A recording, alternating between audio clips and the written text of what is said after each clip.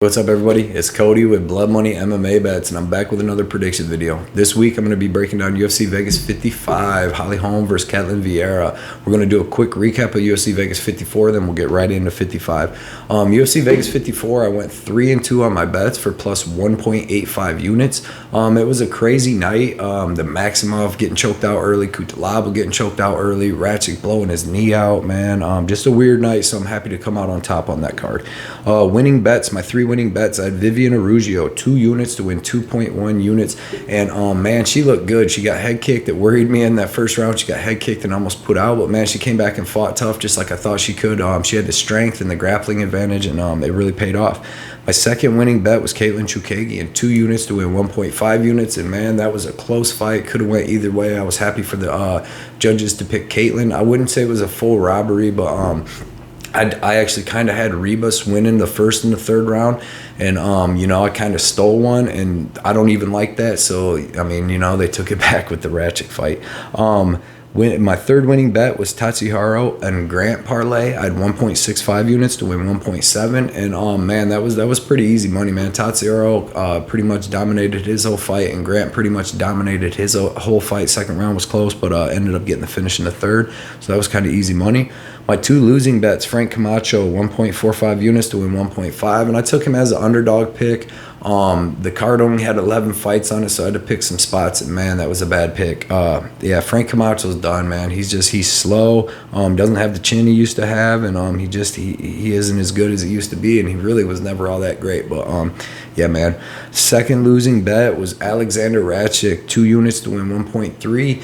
And yeah, man, blew his knee out. That was just bad luck. Kind of sucked. I talked to Johnny K Picks this morning. He said on Twitter, Ratchik said he did that happened to his knee like 3 weeks ago. So that would have been some pretty good information to have. But yeah, man, overall, I feel like Ratchik, man, that was get back for maybe the Chukagian steal, because I don't want to be ahead on the stolen fights. You know what I mean? I want to win these things fair and square, and we got one with Chukagian, and they took it right back with Ratchik. So that's karma, that's life, man. But we're even again. So we went 3-2 plus 1.85 units. That brings my betting record to 101 wins with 69 losses for plus 42.5 units. My units are $100, so I won $185 this week, and I'm now up $4,250 since I started in September. That's good stuff. 42.5 units, man. I'm trying to get to that 50 unit mark in my first year in September, and that's good, man, especially when you're betting $100 units like me. So man, I'm trying to get everybody up there. Take these bets, start with your unit. I don't care if your unit's $10. Just take these little bets each week and build it up to 50, and then build it up. Next thing you know, you're betting 100. Now you're up to 1,000, 2,000. That's what we need to do, man. That's what I'm trying to do. All right, man, right now, another winning week, man. Take the time right now, please, to stop and like this video. Subscribe if you haven't already subscribed, man. Hit the bell notification so you get these out early. Get these picks early so you can get your bets in early and save some line movement. We're going to get into UFC Vegas 55 right now. We got Holm versus Ketlen Vieira. I got 2 bets so far, and I plan on having 5 by the end of the week. I'm going back to my old ways, man, my winning ways. I put in 5 bets. If I'm feeling real risky, 6, but I'm just trying to win 3 out of 5 and win 1 unit each week. And if I win more, if I hit 1.85, or if I hit all 4 bets, like last night, if Ratchik would have won, I would have won 5.15 units, which would have been $515. But instead, I won 185 because of the knee. So yeah, man, we're gonna build up this thing. Like I said, let's get to 50 units by September, and we should blow that away. We should get higher than that, but I'm planning on 50 by September 25th is when I started. That'd be my year, and 50 units ain't no joke. So let's get it up there. All right, man. Fight number 1 is in the women's strawweight division. We got Elise Reed versus Sam Hughes. Elise Reed's 5-1. She's currently sitting at minus 150. Sam Hughes is 6-4. She's currently sitting at plus 120. Elise Reed, Taekwondo background. You've seen her in her last fight against Corey McKenna. She looked pretty good with her striking. She does like blitzing strikes, decent kicks. Does more work with her hands. Has a a pretty decent straight right down the middle. She darts in, like I said, like she has a taekwondo background and kind of like, you know, kickboxing, like Stephen Thompson, where she darts in with her punches, throws like 2-3 punches, backs away, circles out. She's got decent takedown defense, decent underhooks. You've seen against Corey McKenna. She has a win over Jasmine Jurajevicius and as I said, Corey McKenna. So them are two pretty good wins already in her career to be 5-1. She was 6-0 or 6-1 as an amateur, so she'd really be about 11-2 as a girl. That's pretty good, especially when you're fighting good competition. Her one loss is to Sijara Eubanks. She came up a weight class on short notice and got taken down and beat up. But she's got decent power when she sits down on her strikes, but she really likes to just stick and move a lot. Sam Hughes, we just seen her a couple weeks ago get the win over Nunes, and I wouldn't say she looked good in doing it. She just had good cardio. She's got decent striking, decent wrestling. She's like decent everywhere, but she's not really great anywhere. All 4 losses, she's 6-4, but all 4 of her losses are to all UFC fighters. They're all pretty good losses, to be honest. She's gonna have 2 inches of height and 1.5 inches of reach here, which is gonna help a lot because I pretty much think that this is gonna be a stand-up kickboxing match. And if anybody gets any takedowns, I think it would be Sam Hughes. She has a little bit better wrestling, a little bit better grappling, and uses it a little more, and she's gonna be a little bit bigger in this fight. So she's really good at coming forward and applying pressure. She doesn't really land with power, but she'll throw a lot of stuff, and like I said, man, she'll put pressure on her people. If she can get on top on the ground, she can put on some ground and pound. You see against Nunes, she got the mount in that last minute and put a beating on her, and that's pretty much how I think she got the win. On this, though, man, I'm going to take the underdog. I'm not going to bet this fight at all. I like the over on it. We'll see what that line comes out to. But I'm going to take Sam Hughes just because they both basically have about the same striking. Reed might be a tad better, but I like Hughes being bigger and a little bit more output. And Hughes should have the grappling advantage if it does go to the ground. So maybe she can steal some rounds. But I'm not confident on this. Got no bets on it, but I will like the over. And like I said, I kind of like Sam Hughes. I mean, I think Nunes is tougher than Elise Reed, to be honest. Better striking. Definitely better striking and more power. And if she was able to beat her, she should be able to beat Reed. But also Reed, though, her gas tank's a little better than Nunes. So like I said, that's kind of a tough one. Fight number 2 is in the men's heavyweight division. We got Parker Porter versus Jailton Almeida. Parker Porter's 13-6, currently sitting at plus 500. Jailton Almeida is 15-2, currently sitting at minus 800. Parker Porter, you know him, chubbier heavyweight. He's a big dude. He's got good cardio for a heavyweight with that kind of build. He's got decent striking, decent offensive wrestling, and defensive wrestling. He's got decent jiu-jitsu for a big guy. Nice power in his leg kicks. Dude has giant legs, so he throws pretty good leg kicks. He's actually got decent wrestling himself. He has some decent trips, decent body lock takedowns, and if he gets on top, man, you can tell the dude's super heavy on top and can land some good ground and pound. And for a big man and a heavyweight, man, he can push the pace. He keeps a good pace, and he keeps good cardio, so that's good for him. Jailton Almeida, though, who he is fighting, man, looked like a savage. You seen him on Dana White Contender Series, beating up that undefeated Russian, was able to take him down repeatedly and just put the pressure on him, was able to get the submission. He's got excellent wrestling. Well, you've seen against Danilo Marquez when he came in too. He has excellent wrestling, was able to take him down over and over and over. I think he only had to take him down maybe like 2 times in the first round and just beat him up. Dude is really good. Really good at jiu-jitsu, really good at wrestling. His striking's okay. He can be hittable. He's got one loss where he got knocked out within a minute. And on the Dana White Contender Series, anytime it was standing up, he was kind of getting hit a little bit. He has decent leg kicks, decent front kicks and push kicks, but his main thing is wrestling and grappling. He's been fighting at light heavyweight. We haven't seen him at heavyweight. So this is going to be different to see him fighting Parker Porter, but he's still going to have a 3-inch height reach and a 4 inches of reach. So. Yeah, man, Almeida looks like a savage, dude. I got to take Almeida. I got to take him to be able to get the takedowns in the first round, second round. Even though Parker Porter's probably going to seem a little bigger, a little thicker, Almeida should still have the wrestling and jiu-jitsu advantage. So give me Jailton Almeida. I'm going to take him by the first round sub or ground and pound. But he doesn't look that good on his feet. So if for some reason he can't get the takedowns, dude, Parker Porter could definitely light him up on his feet. But I just don't see that happening, man. Give me Jailton Almeida by first round sub or ground and pound. Obviously, the line's too crazy to really touch, minus 800, but we'll look at the over-under, see what that line comes out at. Fight number 3 is in the men's bantamweight division. We got Jonathan Martinez versus Vince Morales. Jonathan Martinez, 15-4, currently sitting at minus 190. Vince Morales is 11-5, currently sitting at minus 160. Jonathan Martinez, man, really well-rounded, really fights a lot, wants to stand up, wants to strike, wants to throw some punches, but a lot of kicks, really fast head kick and a really fast, powerful leg kicks, man, inside and out. Super fast with his punches. The dude is super fast. He's mean. He's tough. He can be low output sometimes, but he's still, man, he tears people up. His boxings, he drops people, and his leg kicks are dangerous, and that's what I think is going to have work for him a lot here.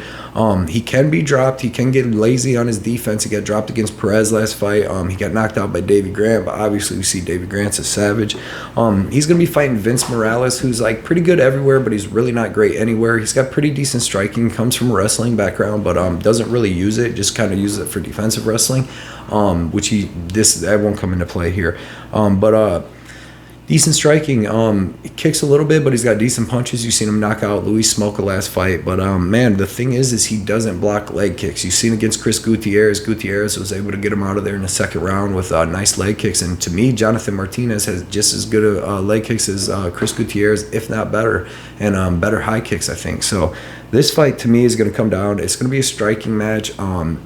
I'm not sure how if it's going to go to decision or finish, but I got Jonathan Martinez, and he could finish him with leg kicks, and once he starts beating him up to the leg, maybe catch him up high with a head kick. He's got good jump-in knees too, but yeah, man, Vince Morales is just not very dangerous. He just got boxing, so as long as and he's not like crazy dangerous knockout guy. He did knock out Smoka, but it's not like he's that dangerous. He couldn't knock out Draco Rodriguez. So give me Jonathan Martinez by decision or finish. I have him in a parlay with another guy.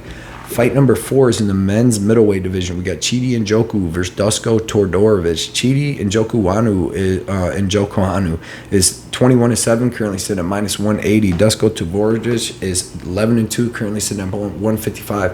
Chidi, man, dangerous striking. You've seen against Marc Antonio Barriu, was able to put him out with the first 1-2 he landed. Crazy striking, decent grappling,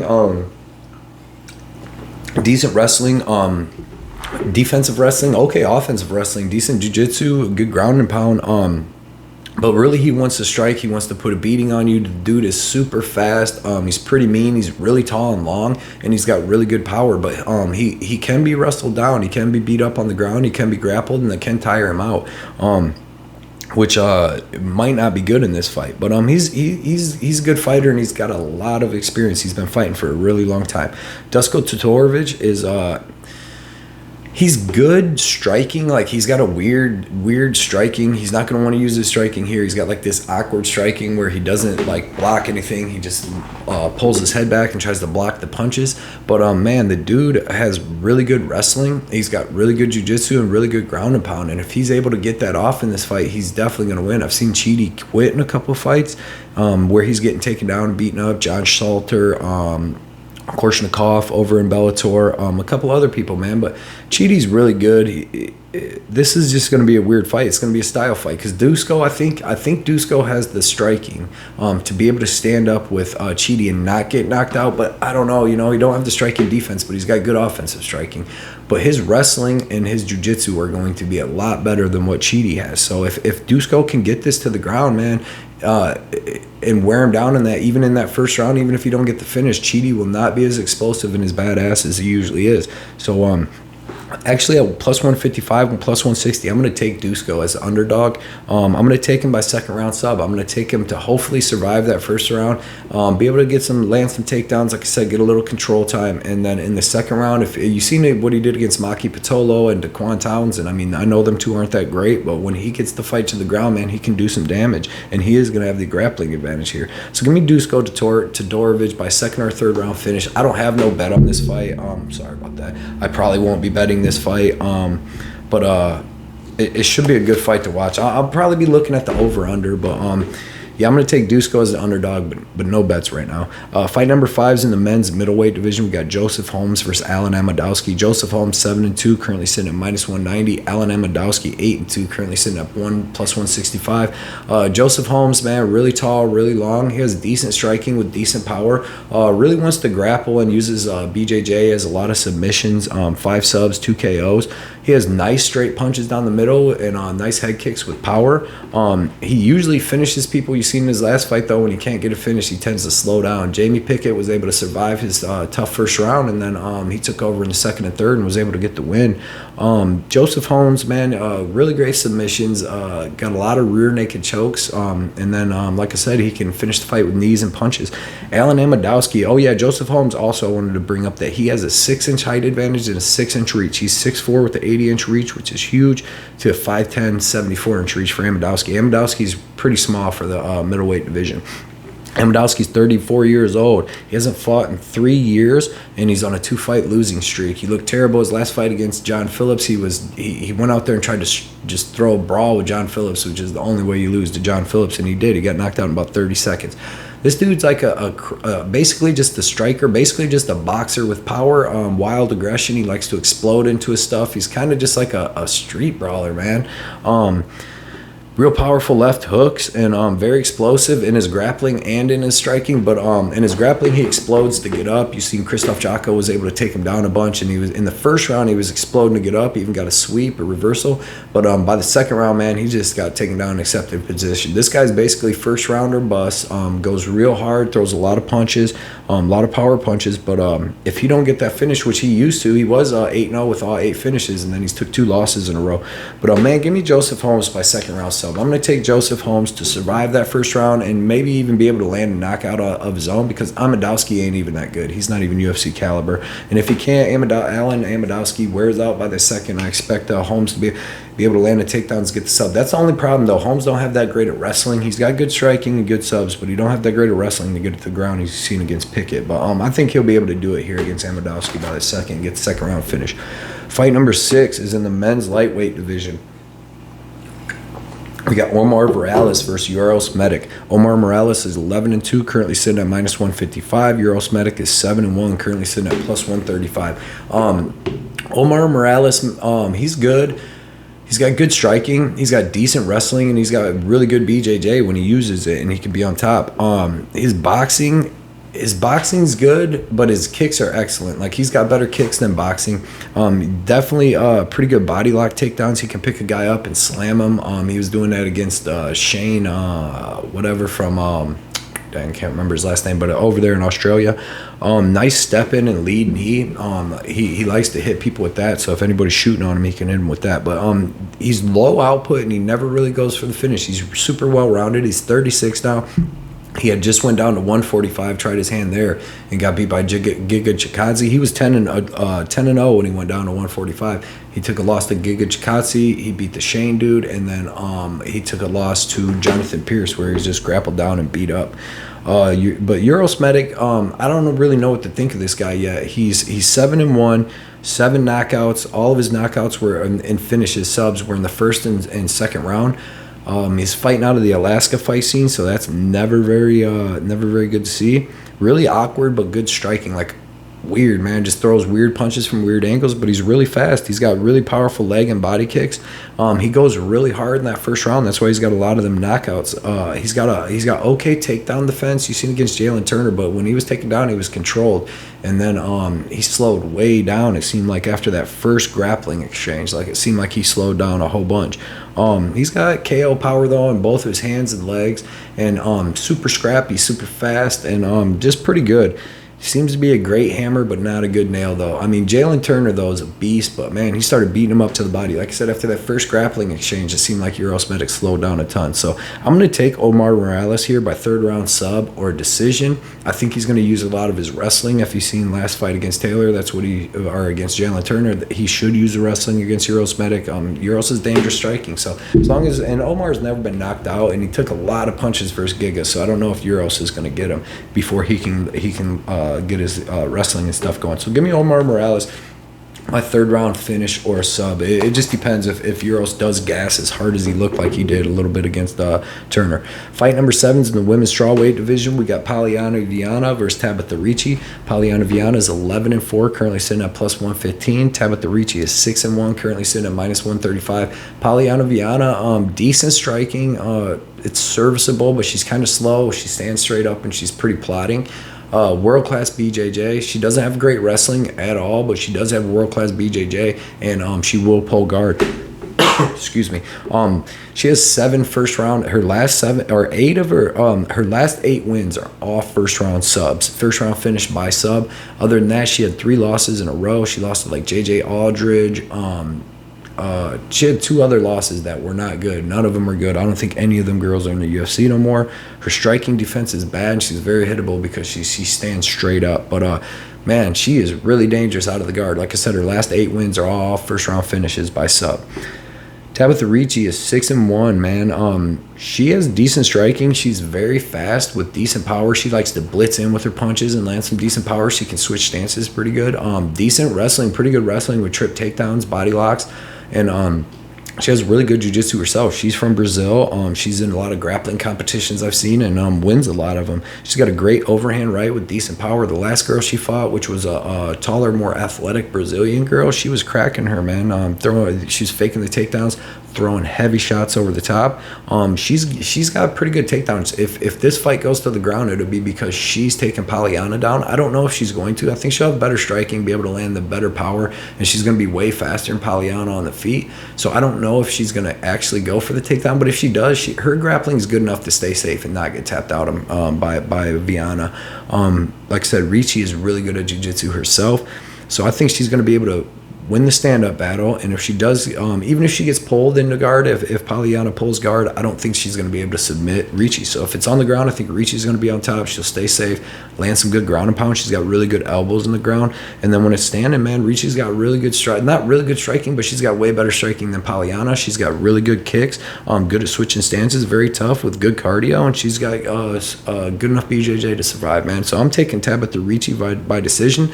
She was minus 140 or 150 when I went to the casino and put in the 2 bets that I do have in, so I didn't bet her because I seen it was dropping, and I believe she's down to minus 125 now. So I'm just going to let that keep dropping, and then I'm going to hammer that. I know Pollyanna Viana is 5'5" with the 67-inch reach, and Tabitha Ricci's 5'1" with 62, but so she's 4 inches taller and 5 inches of reach. But Tabitha Ricci's last opponent was 5'5" with the same height and a 69-inch reach. So her last opponent was bigger, and to me, actually watching that was better. Her last opponent had better takedown defense. Her last opponent had way better striking, and she's way more athletic and fast. So, yeah, man, give me Ricci by decision. I'm going to let that price drop down.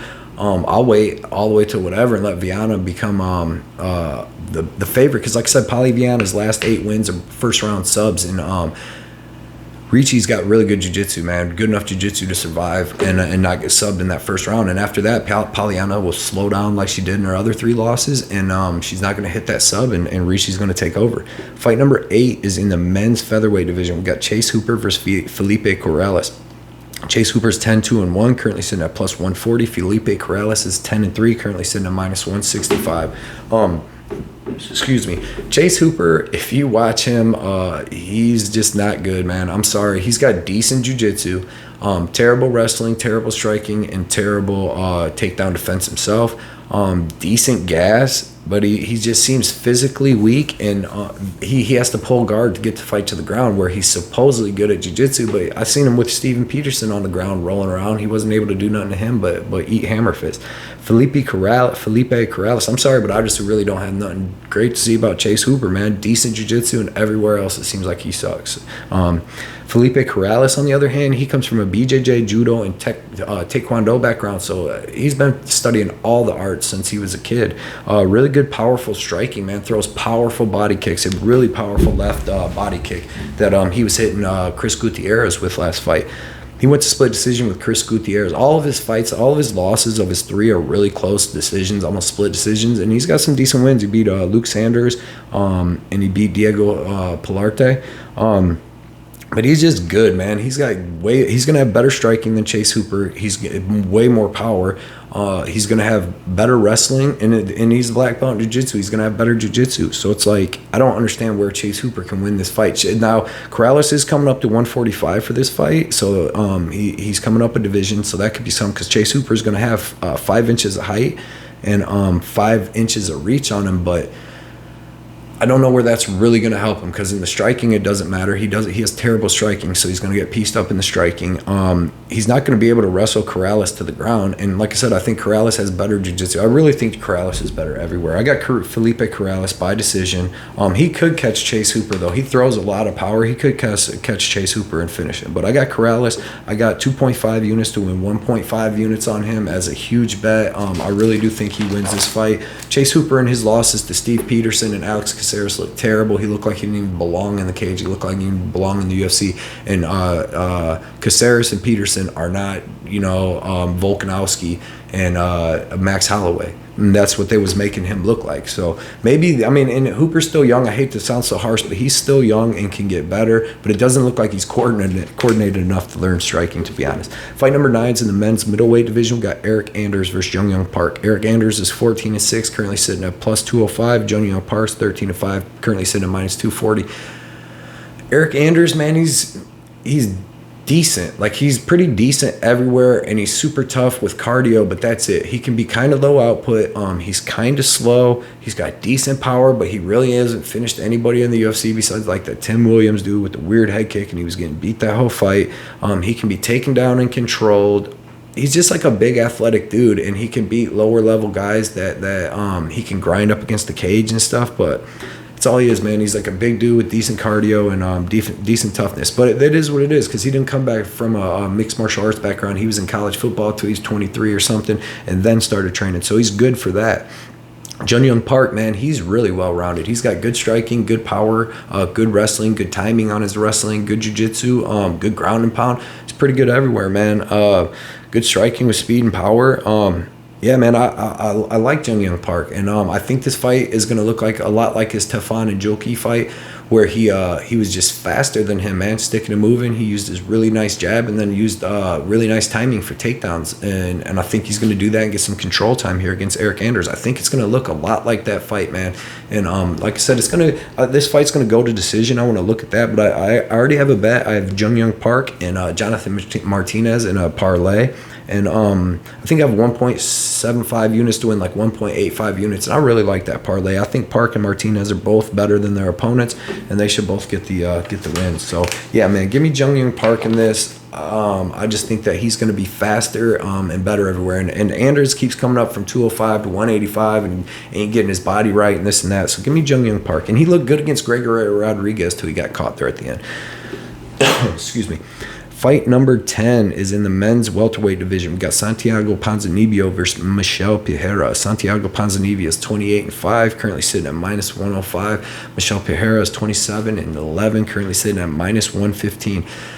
Santiago, man, this dude is tough. It's disappointing. He got that blood disease where he got a blood infection, and it took 2 years from his career. And other than that, I really think that he was on a path to be the welterweight champion, man. He was knocking people out, beating people up. He had a win. He was a win over Sean Strickland, Cord McGee when Cord McGee was great. I mean, he's beat up a lot of people. Neil Magny, and he makes it look easy. He was dominating these people. He hasn't looked the exact same since he came back. He's a little older now, but and he was off for about 2 years, and he went through a lot of stuff. He said blood transfusions, all kinds of stuff, couldn't train, almost died. But he's really well-rounded, man. He's got good takedown defense, decent takedowns himself, decent BJJ, but he really wants to stand up and just bang it out. And he's got really good boxing. He's got good leg kicks when he uses them, but, man, his jab is sick. His jab sets up everything. Just excellent boxing with great power, consistently moving forward. He does this thing where he does a nice a straight right, left hook, just straight right to it, like a left hook with power. He throws it a lot. It's almost like Jan Blachowicz last night, kept throwing that left hook to the body and then coming over top with that right hook to Ratchet. And he did that a whole bunch, and then when he started putting another punch behind it last night, he was starting to hit Ratchet. But yeah, man, Santiago, man, great boxing. Well-rounded, great everywhere, really tough with really good cardio. He's going to bring the fight all 3 rounds, man. And he gets better and stronger as the fight goes. It seems like he was doing really good against Jeff Neal last fight, and then Jeff Neal just took it into a second gear in that last minute of the 3rd round and stole the fight from Ponzinibbio. Man, Ponzinibbio's so tough. Michel Pereira too, man, he's so tough too. Excellent striking, good takedowns, good takedown defense, really good BJJ, really good movement, and just blitzes in with his punches. He throws a lot of good push kicks and T kicks to the body, man. He works the body a lot with punches too. Really nice power in his right hand, really fast, dude. The dude's really fast and athletic.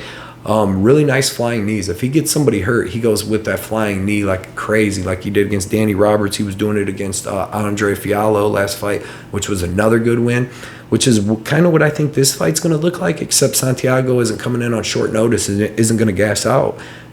So I think this is going to be a really good fight, man. It's going to look a lot like that Jeff Neal fight, I think, where Ponzinibbio's backing up Michel the whole fight, and Michel's going to be laying his stuff, blitzing forward. But the difference in this fight is Michel, whatever, he tends to gas out. He tends to slow down in that 2nd and 3rd round, and that's when Ponzinibbio's picking it up. And Ponzinibbio's tough, man. He's definitely tough enough to take what Michel has. This is a super close fight, and I'm probably not going to get to the window to actually put a bet in on this, but I am going to look at the over-under because I would like the over in this because both these dudes are super durable, and I don't see it starting off too crazy. It might even be like even money. I'm sorry. But give me Ponzinibbio by a 3rd round finish or decision. This is going to be such a close fight, man, that I don't know. But I'll take the underdog right now. I'll take the underdog in this fight. There's not that many fights to bet on, but man, I might just sit back and watch this one as a fan. So, but give me Ponzinibbio. I really do think he can pull that off as the underdog. All right, boys and girls. Fight number 11. We're to the women's bantamweight division. This is the main event. We got Holly Holm versus Ketlen Vieira. Holly Holm is 14-5, currently sitting at -225. Ketlen Vieira is 12-2, currently sitting at +190. Man, Holly Holm, 40 years old, hasn't fought in 1 year, 8 months, but is still Holly Holm. She is a great fighter. She's super well-rounded, great fight IQ. She's got really good kickboxing, but if that's not working, she's able to switch it up and take it to her wrestling and her jiu-jitsu, and like she did last fight against Irene Aldana. Showed really good fight IQ, man. She's in there for the win. She doesn't care about impressing anybody, but sometimes she does with like Ronda Rousey. She has some good fights. She's got a really good clinch, good striking out of the clinch, really good dirty boxing, good control up against the cage out of the clinch, and good wrestling. Like, she can land her takedowns. She's really good at blitzing forward. She's got comes from a boxing background, but turned it into kickboxing, and that's how she fights. She blitzes forward, throws like four punch combo, and gets out, man. But she can be super low output at times. She's so well rounded though. She's a staple of the sport, man. She's beat every girl. Her last fight, she beat Aldana. The fight before that, she beat Raquel Pennington. She's got 2 wins over her. We see Pennington's a beast. Her only losses are to complete savages, Nunes, Misha Tate back in the day. Man, Holly Holmes is really good. But she can be super low output at times. And like I said, she's 40 years old. And it seemed like in her last fight against Aldana, the striking, she seemed a little slower. And her physical shape's changing just a little bit. And that was 1 year and 8 months ago. So we got to see how she looks for this fight, to be honest. But I know on Instagram I follow her and she's in great shape. Ketlen Vieira, she looked great in her last fight against Misha Tate. She showed good cardio. She showed good takedown defense. She showed good striking. Her jab looked really nice. Really long popping jab. She throws a lot of her shots with full power. She'll get in there and throw 3-4 hooks at a time with power. But that seems like that slows her down a little as the fight's going. You've seen her in her fight against Untitled. She was actually grappling with her and taking her down, and they grappled a lot versus Anna Konaskova, but she kind of gassed out in that, and she actually got beat and taken down and beat in the second and third round, gassed out a little bit. So I think grappling slows her down a lot. She's a big girl though. She's 5'8" with the 68-inch reach, and Holly Holmes is 5'8" with the 69-inch reach. But I feel like Ketlen looks like she's going to be bigger and thicker than Holly Holm. She's got decent wrestling and decent BJJ herself, but she really likes to strike and throw her punches. I think in this fight she's going to be slower than Holly Holm in the stand-up, and I think Holly Holm's going to have a clinch advantage and a wrestling and grappling advantage, so kind of like an advantage everywhere, man. The only thing you got to worry about is, like I said, Holly Holm being 40 years old, hasn't fought in 1 year, 8 months. But if it's the same old Holly Holm as always, she's going to get this win. She's going to get a decision, and it should be a pretty dominant decision, I think. If she can get that grappling going in that first and second round with well-timed shots and stuff, she's going to gas on. She's going to eat at the gas of Ketlen Vieira, and Ketlen Vieira showed suspect fight IQ at times too. She was shooting like at the end of the first round against Miesha Tate. She took a bad shot and actually like seemed like she lost a round to that. She doesn't have great wrestling. Against great wrestlers. But I'm going to take Holly Holm. I'm going to take her by decision. I'm going to say that she kind of wins this easily. She don't get a stoppage, but I say that, you know, her speed and her grappling is gonna be a huge advantage here. So give me Holly Holm by unanimous decision. Like I said, so far I got 2 bets on this fight. I'm going to end up with 5, man. I went back. I started getting all Hollywood when I started, you know, like in February, I was like 4 months into this, and I started doing like 7-8 bets a week and all this, and you know, it was messing with my winning percentage and my wins because I was just doing too much instead of sniping out perfect spots. I'm trying to bet everything, so I'm going back to my 5 bets, man. If I'm feeling frisky, I might bet 6 if there's some that really sticks out, but 5's good for me. I'm trying to win 3 of 5, try to win $100 each week, and like last week I won 185. So if I do end up winning more, that's awesome, but I'm trying to win $100 a week, and if I do that for 10 years, that's a lot of money. So I'm going to be betting up to 1,000. Then I'll just need to win $1,000 a week, and when I do hit 4 bets, like last night, man, I was so close to hitting that ratchet bet, and I would have won $515 off of 5 bets, you know. That's another thing it sucks that I got to use units because I'll never be able to be like I won 13 units this week because I don't bet enough for that big. Like I'll never be able to put 2 units on a parlay to win 9 or 10 or something because my units are $100 a piece. I can't just throw $200 on a hope.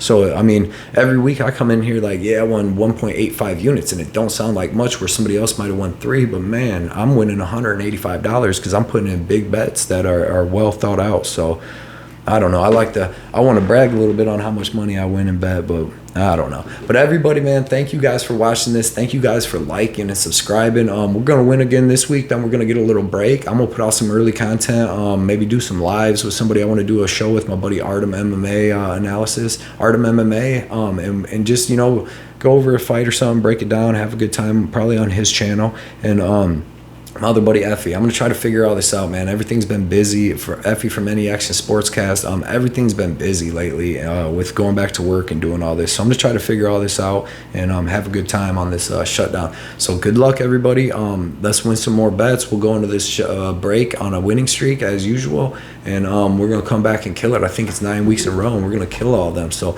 good luck, everybody. Everybody, thank you for watching. Please hit that like and subscribe button. Go follow me on Instagram at Blood Money MMA Bets to get all my betting stuff and see what I'm actually betting and stuff. So good luck, everybody. See ya.